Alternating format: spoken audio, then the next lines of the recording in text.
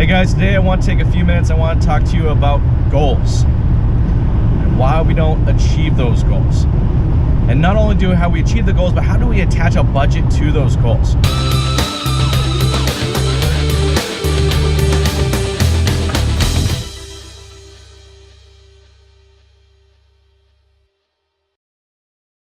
Hey guys, Jason Harris here with Digital Dealership Solutions, where we provide you people, not tools. Today's another episode of The Drive.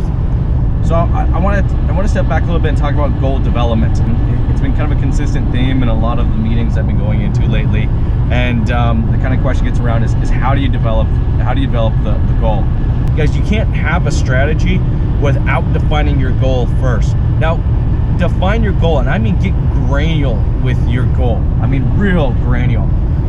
Not enough, guys, for you to say that, hey, you're going to sell more cars this year, you're going to make more money, you're going to service more cars, you're going to sell more tires. That's just not enough, guys. We've got to get very, very granular about this.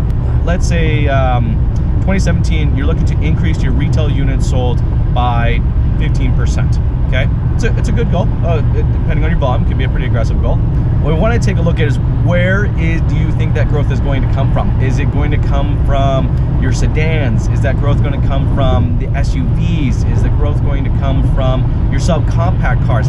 Identify where you see that growth. Now, your manufacturer helps you out with this a little bit because they start to identify in their own analytics where they expect the growth is coming in. Maybe the growth is coming in a brand new car that's just come in. But identify where that growth is. Okay, then take it one step farther.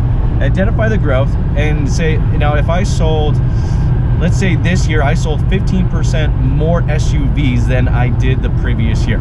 Okay, what would that look like? Well, do the number for yourself. Is that another 100 SUVs?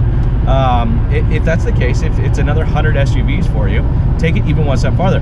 What would the profitability be on if I achieve that goal?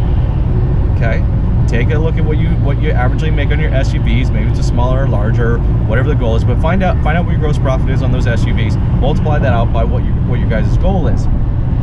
Now you've set an objective, and you've also defined the end game. Okay, so if I am to achieve this objective, this is what I could potentially get in return. So you've not only defined your objective, your goal, but you've also defined already your projected ROI, your return on your investment. Okay, this is key before we even start talking strategy or budgets.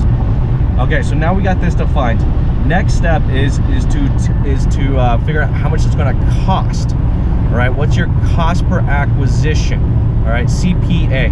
Now, maybe in this case, we're talking about advertising cost per acquisition. Sometimes you like to think about cost per acquisition on a car, I like to include all of the costs. But for our purposes, for marketing, we're going to talk about just the cost per acquisition in our marketing dollars. So now you know what your cost per acquisition is. You can back that out of what your expected gross profit is in your ROI formula, your return on your investment formula. Now you kind of know what this is going to do. So I'm going to sell an extra 100 SUVs this month. I have a cost per acquisition of $250. That's your budget. That's your budget for the year to achieve that extra 100 units sold in that SUV category, whatever that SUV category is. All right. Then, like I said, you can take that budget, back it out from what your expected gross profit is. Now you have a proper return on your investment. Guys, we've done all of this work, all of this goal and objective development, budget development, before we've even started talking about strategy. This is where unfortunately, a lot of the meetings I've been going to, this is where things start to really kind of fall apart. We have a tendency of wanting to focus more on the strategy and less on the goal and objective. And if I can give you guys the best advice I can possibly give you, is it's a 70-30 split. You're going to spend 70% of your time developing your guys' goals and objectives, yet only 30% of your time actually developing out the strategies to go along with it. When you do that, you guys will achieve success on whatever that goal or objective is. But really take the time, develop out the goal, develop out the budget, then start talking about the strategy, how you're going to be able to fit things in to achieve that. So okay guys, that's it for me. today. I hope this content was good for you. I look forward to seeing your comments about what we covered today.